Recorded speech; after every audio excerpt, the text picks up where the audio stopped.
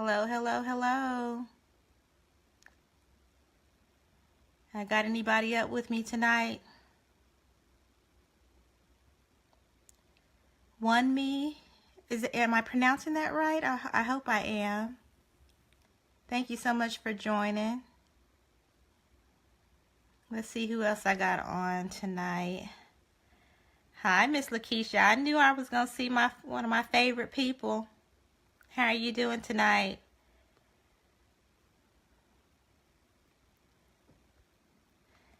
I'm gonna invite some people on real quick, even though I'm not sure if they're even up right now. But if not, you can always go back and watch the replay.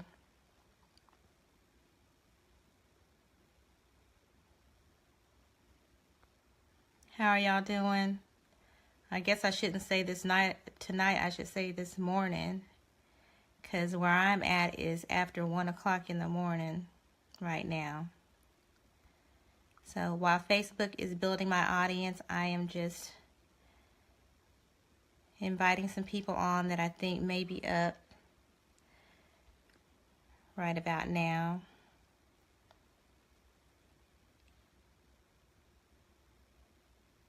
How are y'all doing?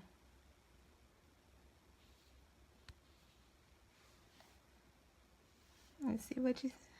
Hi, Miss Audrey. How are you? Tavares, how are you?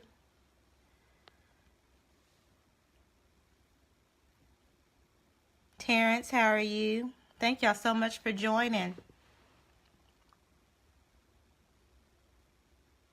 Okay, Miss Lakeisha, I hear you. I hear you. Well, we're going to be touching and agreeing on that. How about that? Let's see if we can get a couple more people on, and then I'm going to go ahead and start with what I want to talk to you about tonight or this morning.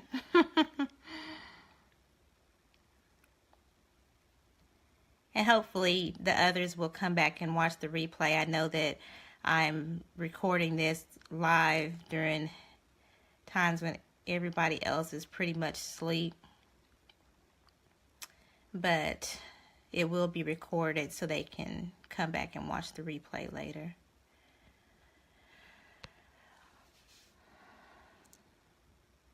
Mima, how are you, beautiful? Thank you so much for joining. I was trying to see if I have some people on with me that were on last night. If you weren't on with me last night, if this is your first time joining me on a live, if you don't mind putting a 1 in the comments. And also if you don't mind sharing this out to some people that you feel might benefit from this live video. Let's see who else we have on here. Okay, so there's quite... Hi, Miss Relinda. Hi, Dr. Tamara, how are you? All right, so I do have some people burning the midnight oil with me tonight. Awesome, awesome, awesome. So last night, I don't know if you joined me last night, but I was talking about mindset and the importance of having a certain mindset if you expect to succeed in different areas of your life. So I just kind of wanted to further elaborate on that. Hi, Nazir, how are you? I wanted to further elaborate on exactly, how you can develop a growth mindset. So I'm going to touch on about 3 points tonight. There's a lot of ways that you can actually develop your mindset. I'm going to actually recommend some books at the end of this discussion that will further elaborate on, what I'm going to be talking about tonight. But I want to really touch on 3 main points that I know will get you started on where you need to go. Okay, so last night, just to kind of recap on what we were talking about, fixed mindset versus growth mindset and the difference between the two. Okay, and the importance of having a growth mindset, because anything that you do in life, anything that you want to succeed in, it starts off with your belief system. What you focus on, what you believe, what you allow others to cause you to believe, different things like that. That plays an important role in the action steps that you will take. And then those action steps leads to results. Okay. So if you have a poor mindset, if you have a poor belief system on what you can accomplish, your actions are going to be, I guess you would say, not effective. Your actions will not benefit you because, you have a growth mindset. You have a mindset that's basically telling you, okay, well, I can't accomplish this. Okay.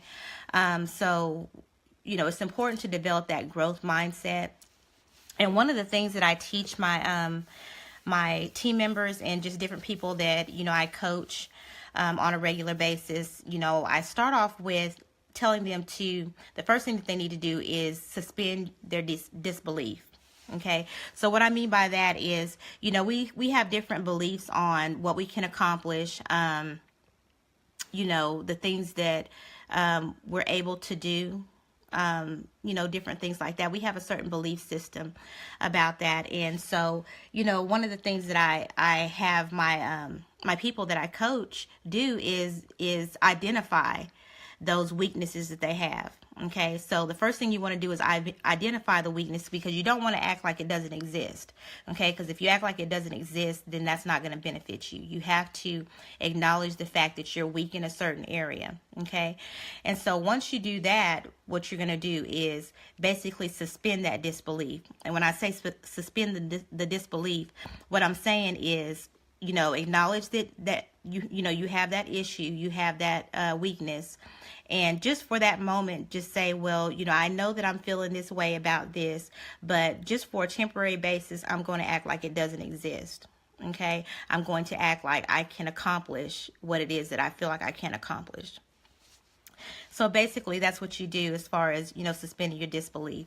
So, and then the next thing that you do, which is very, very important, and I don't know if y'all can see the vision board that I have behind me, but basically, there's a Bible verse in Habakkuk. I believe it's Habakkuk 2, verses 2 and 3, I believe.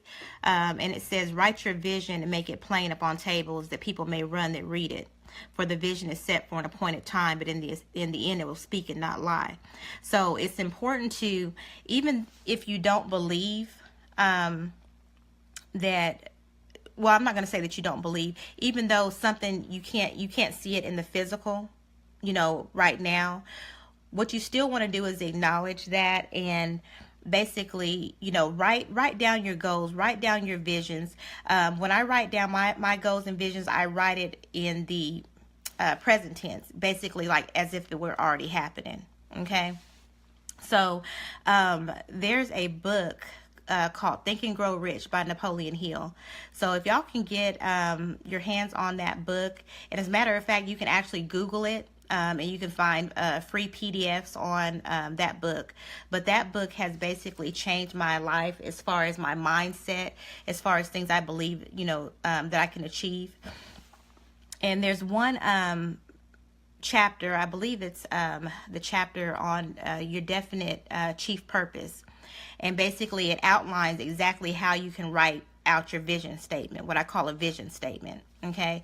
And so one of the things that it says is that, you can picture, just say, for instance, you picture an amount of money that you want to earn during a certain period of time. And this is one thing that's important about writing your vision out, is you have to be specific about, what it is exactly that you want, when you want it, and what services or actions you're going to take in order to accomplish that or achieve what you want to achieve. So it's very important when you write your vision statement to do that. Okay, so in that book, it basically outlines, exactly how you go about writing your vision statement. So, for instance, my vision statement, it says, by this date, I will have this amount of money in my possession. Okay, this money will come to me in various amounts from time to time during the interim. In return for this money, I'm going to do, whatever it is that you're planning on doing to get the money that you're wanting. Okay. It doesn't have to be money. It can be, a health goal. It can be, education wise. It can be anything that you want to accomplish. Okay. And basically, you write that vision out. Let that be the first thing that you see in the morning. Let that be the last thing that you see at night. Okay. And just, program your mind to where you keep seeing it, because, I'm going to do a live on, subconscious mind, because one thing that people don't realize is that we have a subconscious mind and a conscious mind. Okay, so the conscious mind, that's the one that we basically use throughout the day when we're doing various things, but the subconscious mind it basically works in the background, and it's kind of like a recorder. It records different things that you may not even notice that you're paying attention to at that moment, but your brain is always recording information. That's why it's so important to be careful what you let go into your brain, what you listen to, what you watch on TV, the type of music that you listen to. All that's important, because your brain is constantly recording it. And even when you're asleep at night, if your TV is on and it's on some type of channel, it's recording that. Okay. So one thing that I guess, an example is, just say for instance, like if you're leaving your home and you're going to some place that's familiar to you, like your job or church or someplace that you go to on a regular basis. Has there ever been times where, like, you leave your home and then you go to, work or school or whatever, and before you know it, you've arrived at where you're trying to get to, and you don't remember anything about the drive, about stopping at a stop sign, about, making a turn? You don't remember any of that. Before you know it, you've reached your destination and you don't even remember how you got there. So that's your subconscious mind working, because it works by repetition, things that, it constantly hears, and sees. So that's why it's important when you write your vision statement out to actually read it out loud, because it triggers something when you actually say it out loud. You're putting it out into the atmosphere. You're declaring it. And if you look in the Bible, there's a whole lot of times, especially when Jesus heals people. If you notice, I believe it's in Mark, when he healed the two blind men, and he was walking down the road, and they were calling out to him, "Jesus, help us, Jesus, help us." And everybody was telling him, "Be quiet, he doesn't have time to talk to you, leave him alone." And so Jesus finally went over there, and he said, well, he asked him, he said, "What is it that you need? What is it that you want?" And so this is Jesus. He knew exactly, what they were wanting. But what he was wanting them to do was declare it out of their mouth, what they wanted. And they told him, "Jesus, we want our sight." They were blind. So that's what they wanted. And as soon as they declared what they wanted, they were healed. So it's important to declare out loud, verbally, what you want. Okay. So, that's one of the things that, I wanted to speak on, writing out a clear goal, and then not only, writing it out, just, constantly letting it program into your mind, as much as possible. Okay. And then the third thing that I really wanted to, point out is just, stepping outside of your comfort zone. That's one of the key things to building a success mindset. And a lot of times when you succeed at something, it's always going to be outside of your comfort zone. Okay. You always got to push yourself to a point where, you really, it scares you. In order to, really step out of your comfort zone, it has to be something that's going to make you uncomfortable. Because if it doesn't make you uncomfortable, you're not going to grow. So, I guess, let me see if I can find an example that just say, for instance, if you were a tiger, okay, and, you know, say, for instance, there's two tigers, right? And, you know, they both have the same characteristics. They were both born with the same things, you know, sharp teeth, stripes, you know, keen smell. You know, they all have the same physical characteristics, right? But just take one tiger and just say, for instance, it's lived its whole life in a zoo, okay, behind a cage. So, you know, that tiger really doesn't have anything to worry about, because every time it looks around, it gets food when it needs food. You know, it's given water when it needs water. You know, everything is pretty much provided for that tiger, you know, that's sitting in that cage. You know, and so they don't, you know, there's no, they're not worried about their safety, you know, different things like that. And then if you look at another tiger, you know, he was born in the wild, in the jungle. You know, he's had to fight for his food. You know, he's had to hunt for his food. He's basically had to do everything for himself. You know, you look at those two tigers, and it seems like the one in the cage has it made, right? Because everything's provided to him. But then, you know, if you took that same tiger that's in that cage and you put it out in the jungle, how long do you think it's going to survive? Right? I got some people in here listening to me. Give me some hearts or likes or something. Let me know that y'all are still with me, because I can't really tell. If this is your first time joining me, put a 1 in the comments so I can recognize you. I appreciate y'all so much for being up with me late at night. All right, I see some people. Thank y'all so much for joining. So, you know, getting back to that, you know, you take that same tiger and you take it out of the cage and you put it in the wild. It's not going to last very long, you know. And the thing that's different between the one that's in the cage and the one that's in the wild is, even though the one that's in the wild, you know, might have had, you know, rough struggles, it had challenges, you know, it had to fight for what it wanted. It had the opportunity to grow, to learn, to be able to withstand dangers, challenges, different things like that. That's something that the tiger in the cage didn't have the opportunity to do.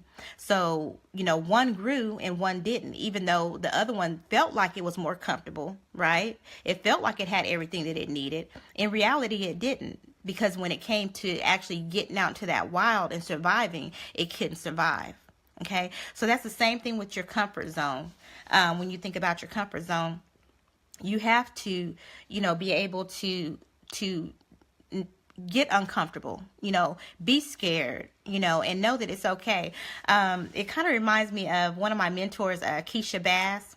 If you have the opportunity of following her on Facebook she's everywhere, Facebook, YouTube, Instagram, everywhere, Keisha Bass.